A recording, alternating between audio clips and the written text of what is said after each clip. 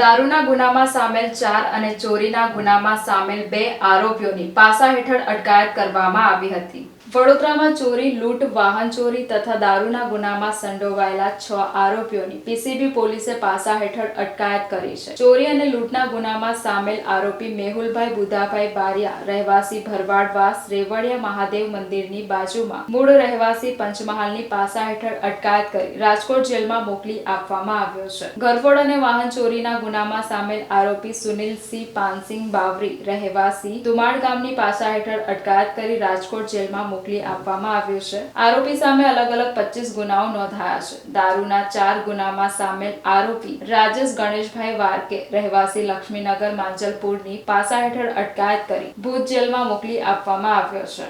જ્યારે દારૂના ગુનામાં સંડોવાયેલ અન્ય 3 આરોપીઓ ભાવિન તુલસીભાઈ રાઠોડ, રહેવાસી બકરાવાડી તથા સુનિલ તુલસીભાઈ પરમાર, રહેવાસી છોટાભાઈ ટેરેસ સોસાયટી નવાપુરા તથા બંટી અંબાલાલ સોલંકી, રહેવાસી બકરાવાડીની પાસા હેઠળ અટકાયત કરી અમદાવાદ જેલમાં મોકલી આપવામાં આવ્યા છે।